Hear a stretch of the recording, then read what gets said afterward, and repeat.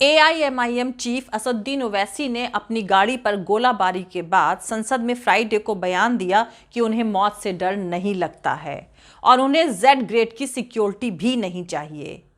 वहीं दूसरी तरफ होम मिनिस्टर अमित शाह इस मामले पर संसद में 7 फरवरी 2022 को बयान देंगे। संसद में ओवैसी ने कहा है, मुझे मौत से डर नहीं लगता, मुझे जेड ग्रेड की सिक्योरिटी भी नहीं चाहिए, मैं सिक्योरिटी नहीं लूंगा, मुझे ए ग्रेड का नागरिक बनाइए ताकि आपकी और मेरी जिंदगी बराबर हो। उत्तर प्रदेश की जनता गोली चलाने वालों का जवाब बैलेट से देगी, नफरत का जवाब मोहब्बत से देगी।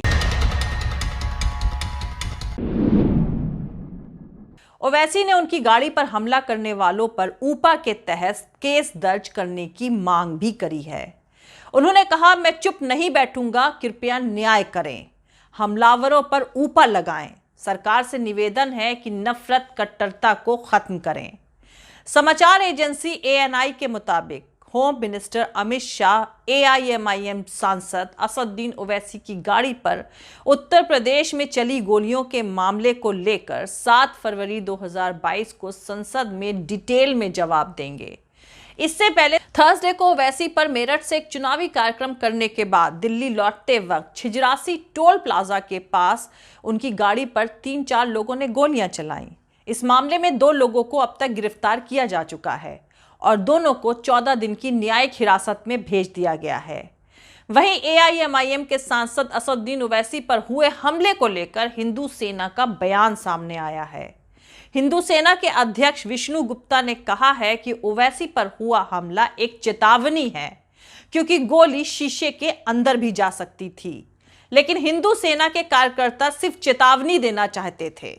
यहां पर आपको बता दूं कि इस मामले में थाना पिलखुआ में पुलिस ने केस दर्ज किया है और सचिन शर्मा निवासी बादलपुर जिला गौतम बुद्ध नगर और शुभम निवासी सापला बेगमपुर थाना नकुड़ जिला सहारनपुर को गिरफ्तार कर लिया गया है।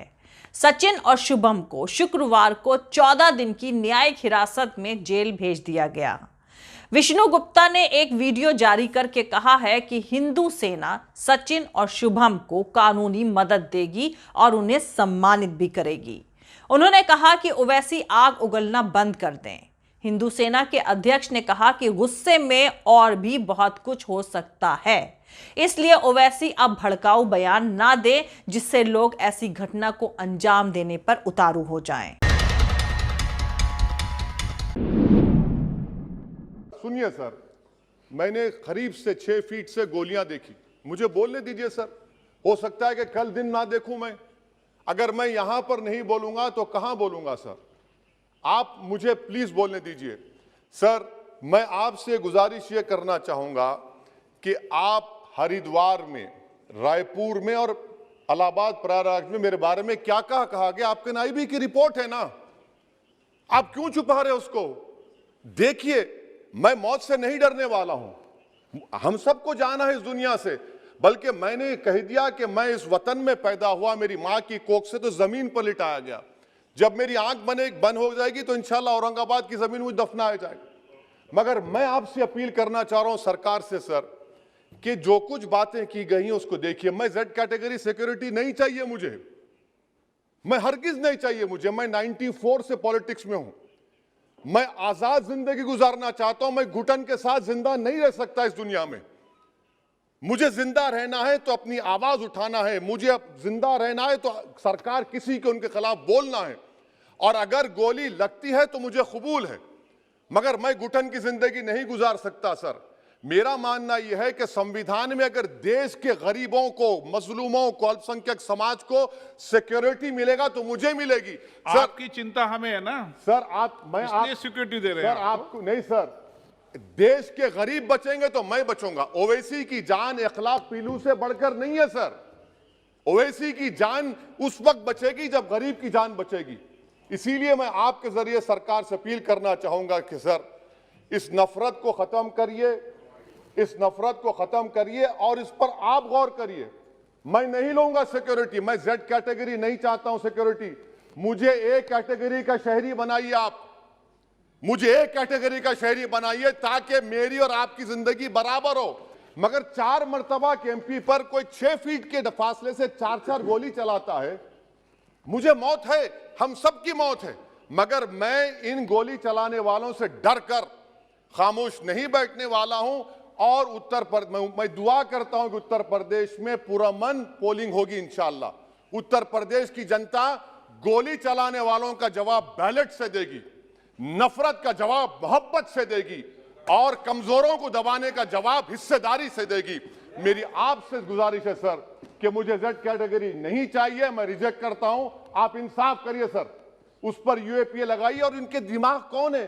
2 लोग रेकी करते हैं, उनको मालूम कि मैं मीरठ किठौर से आ रहा हूं उस टोल गेट पर, और 6 फीट के फासले पर गोली चलाते हैं। उधर दूसरी तरफ इस मामले में हैदराबाद के पुराने शहर में एआईएमआईएम के कार्यकर्ताओं ने जोरदार प्रदर्शन किया। कार्यकर्ताओं ने शुक्रवार को लगातार दूसरे दिन दुकानों को बंद करा दिया और काले झंडे भी फहराए। शुक्रवार को जुमे की नमाज के बाद एआईएमआईएम के कार्यकर्ताओं ने मक्का मस्जिद के बाहर प्रदर्शन किया और कहा कि उत्तर प्रदेश और केंद्र की सरकार इस घटना के हमलावरों के खिलाफ तुरंत और सख्त कार्रवाई करे। वहीं दूसरी तरफ all India मजलिस-ए Ittehadul Muslimeen AIMIM के अध्यक्ष और हैदराबाद से लोकसभा सांसद असदुद्दीन ओवैसी पर यूपी में मेरठ से लौटते हुए हमले के बाद उत्तर प्रदेश चुनाव में उनकी चर्चा और बढ़ गई है। वैसे तो पार्टी का आधार मुख्य रूप से हैदराबाद में है और यहीं से ही असदुद्दीन ओवैसी सांसद भी हैं, लेकिन पार्टी 2020 के बिहार विधानसभा चुनाव के बाद बिहार उत्तर प्रदेश में काफी सक्रिय है। एआईएमआईएम ने बिहार विधानसभा चुनाव में 5 सीटों पर जीत दर्ज करी थी। ओवैसी ने उत्तर प्रदेश चुनाव के लिए जन अधिकार पार्टी और भारतीय मुक्ति मोर्चा के साथ एक तीसरे फ्रंट का गठन किया है, जिसका नाम है भागीदारी परिवर्तन मोर्चा। जन अधिकार पार्टी उत्तर प्रदेश के पूर्व मंत्री बाबू सिंह कुशवाहा और भारतीय मुक्ति मोर्चा वामन मेश्रम के नेतृत्व में चुनाव लड़ रही है। असदुद्दीन ओवैसी की पार्टी एआईएमआईएम उत्तर प्रदेश में 100 सीटों पर चुनाव लड़ने वाली है, लेकिन पार्टी ने अब तक 66 सीटों पर ही उम्मीदवार उतारे हैं, जो ज्यादातर मुसलमान आबादी वाले इलाकों में है। उत्तर प्रदेश चुनाव को देखते हुए असदुद्दीन ओवैसी लगातार राज्य का दौरा कर रहे हैं। उन्होंने सीनियर ऑपोजिशन नेताओं के साथ बैठकें भी करी हैं।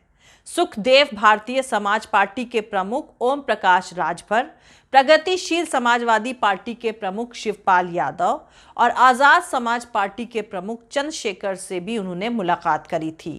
अपने लगभग सभी भाषणों में ओवैसी ने स्टेट में सत्ताधारी बीजेपी और मुख्य विपक्षी दल समाजवादी पार्टी को निशाना बनाया है। हालांकि विपक्ष के मुसलमान वोटों में सेंध लगाने के कारण एआईएमआईएम पर बीजेपी की बी टीम होने का आरोप लगाया जाता रहा है। सितंबर में ओवैसी ने समाजवादी पार्टी प्रमुख पर निशाना साधते हुए कहा था कि मुजफ्फरनगर दंगे होने पर अगर अखिलेश यादव ने मामले की जांच सही तरीके से शुरू कर दी होती तो योगी सरकार 77 मामलों को वापस नहीं ले पाती। उन्होंने बार बार यह भी कहा है कि समाजवादी पार्टी उत्तर प्रदेश में मुसलमानों का इंडिपेंडेंट लीडरशिप नहीं चाहती है। वैसे जानकारों का कहना है कि ओवैसी की पार्टी कम से कम 10 सीटों पर कड़ी चुनौती दे रही है। ये सीटें पूरे प्रदेश में हैं, जैसे बहराइच में नानपारा, अयोध्या में रुदौली, सिद्धार्थनगर जिले में डोमरियागंज, सहारनपुर देहात, गाजियाबाद में साहिबाबाद, मेरठ में सिविल खास। पार्टी उत्तर प्रदेश में अपना आधार बनाने की कोशिश कर रही है। ओवैसी को दिसंबर 2019 में नागरिकता संशोधन विधेयक के विरोध के दौरान यहां लोकप्रियता मिली थी। उनके भाषण तो उत्तर प्रदेश में लोगों की भीड़ जुटाने में कामयाब होते हैं, लेकिन वो वोट दिला सकते हैं या नहीं, ये देखने वाला होगा। एआईएमआईएम ने 2017 में उत्तर प्रदेश चुनाव में कदम रखा था, तब पार्टी ने तकरीबन 38 सीटों पर चुनाव लड़ा था और सभी पर हार गई थी। उन चुनाव में पार्टी को 0.24% वोट शेयर मिला था। पार्टी का सबसे अच्छा प्रदर्शन संभल में रहा, जहां उनके उम्मीदवार ज़ायुर रहमान 59,336 वोटों के साथ तीसरे नंबर पर थे। दूसरे नंबर पर 59,976 वोटों के साथ बीजेपी के उम्मीदवार और पहले नंबर पर 79,248 वोटों के साथ समाजवादी पार्टी के उम्मीदवार रहे थे। एआईएमआईएम ने पिछले 7 पंचायत चुनाव में 23 जिला पंचायत सीटें भी जीती थीं। पार्टी के लिए उत्तर प्रदेश चुनाव में खोने के लिए ज्यादा कुछ नहीं है, लेकिन पार्टी जीतती है तो मुस्लिम यादव वोट बैंक पर निर्भर समाजवादी पार्टी को उसका नुकसान उठाना पड़ सकता है। वरिष्ठ समाजवादी पार्टी नेता ने कहा है कि अगर एआईएमआईएम को हर सीट पर 10,000 वोट भी मिलते हैं तो वो मुसलमानों के ही होंगे, जो हमारी पार्टी का वोट बैंक है। ये समीकरण कई सीटों को बना और बिगाड़ सकता है और बीजेपी की मदद कर सकता है। साल 2011 की जनगणना के मुताबिक उत्तर प्रदेश में 19% मुसलमान आबादी है, जो करीब 60 से 70 सीटों पर निर्णायक फैसला कर सकती है। इन इलाकों में मुसलमानों की आबादी 35 से 50% है। तो अब देखने वाला यह होगा कि आने वाले चुनाव में क्या एआईएमआईएम अपनी पॉपुलैरिटी के साथ समाजवादी पार्टी के मुसलमान वोट शेयर में अपना सेंध लगा पाएगी या नहीं। जय हिंद, सत्यमेव जयते, अल्लाह हाफिज। दोस्तों, हमारा पूरा वीडियो और दूसरा और वीडियोस देखने के लिए हमारे YouTube channel political Tamasha with doctor Arshi को सब्सक्राइब करके वहां पे लगी बेल आइकॉन को जरूर दबा दें, ताकि आपको हमारे आने वाले हर वीडियो की अपडेट्स मिलती रहे। और दोस्तों, अगर आपको हमारा काम पसंद आता है, हमारे वीडियोस पसंद आते हैं, तो www.patreon.com/dr अर्शी खान पर जाकर डोनेट करके आप हमारे काम को सपोर्ट कर सकते हैं। दोस्तों, अगर आपको हमारा वीडियो पसंद आता है तो लाइक और शेयर करना हरगिज़ नहीं भूलें। आप हमें फॉलो भी कर सकते हैं हमारे ट्विटर, इंस्टाग्राम और फेसबुक पेज पर। मेरा ट्विटर हैंडल है @arshi aziz khan। Thank you. मिलते हैं अगले वीडियो में।